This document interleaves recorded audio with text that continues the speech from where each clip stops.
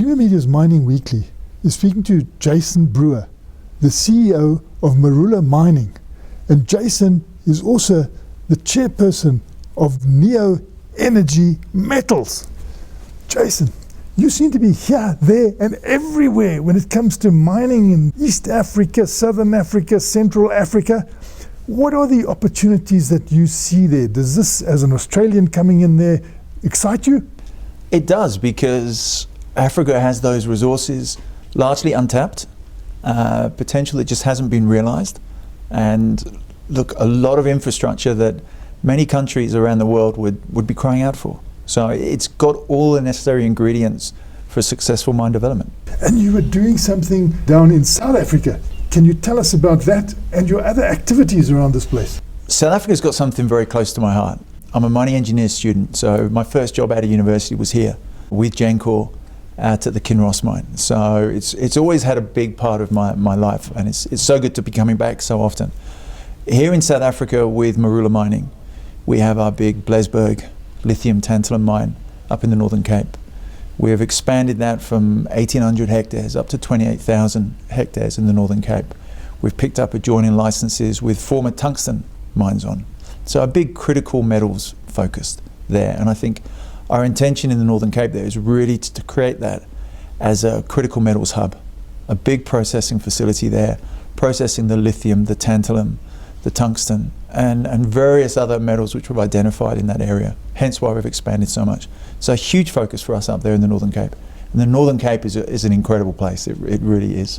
So very excited about that with Marula. And then with Neo Energy Metals, again, look, Neo's a uranium-focused company. We've just done an incredible deal with Sibanye here on the old Beatrix 4 shaft, the uranium, the gold there, and on the adjoining licenses there with Charlie Watt at Sunshine Mineral Reserves.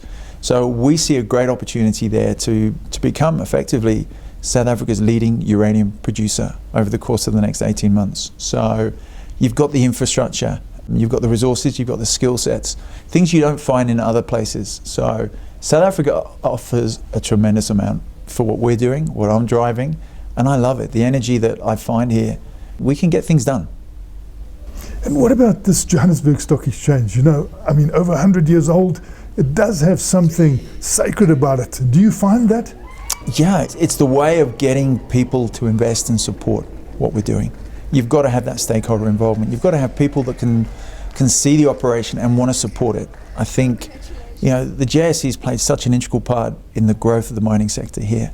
You know, the many mining houses which built the economy of this country.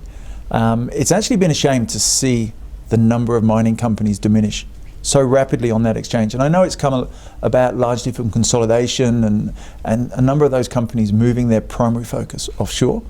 But I think the JSE offers so much, and it's it's such a tradition within the mining sector. So as a company that's operating here, we have to have a presence on the JSE. So today you've obviously seen Shuka Minerals do the dual listing here. You'll see very quickly Neo Energy Metals do a dual listing here, and Marula as well move here onto that main board here. So, yeah, I see, look, South Africa, like I say, very close to me, great opportunities, and you've got to be involved on the JSE to attract the necessary investor sentiment and support. And finally, what about the regulatory environment here? You seem to be active. Do you cut through all the red tape? Yeah, look, sometimes you've got to go outside of a country to realize just how good you've got it. Okay, so I come here and I hear people complaining about the regulatory framework, how hard it is to get prospecting rights issues, mining rights, and so on. I mean, I was here, 10 years ago, involved in the coal side, trying to get the IVULAs, the integrated water use license, was incredibly challenging. But I think people just need to take a deep breath. They need to go into some of the other African jurisdictions and then realize, actually, South Africa's got it. The rule of law works here, and you can work through it. It's very well laid out. I think now with what they're doing in DMRE, with the mining cadastry system and everything, that will unlock a tremendous amount. I think some of the initiatives in the Junior Mining Council and so on is also going to really promote that junior sector, that exploration sector, and hopefully more old mine redevelopments, that brownfield sector. So, the government needs to recognize that mining can contribute a significant amount to this economy. both in dollar terms, but also employment. You know, that's the key thing here. And, you know, for me, if I can do my part with the various companies, grow our businesses, you know, open up old mines, develop new mines, then I'm certainly happy to be here. So the regulatory hurdles, they're there to be jumped over. That's it. That was Creamer Media's Mining Weekly, speaking to Jason Brewer, the CEO of Marula Mining, and Jason is also the chairperson of Neo Energy Metals.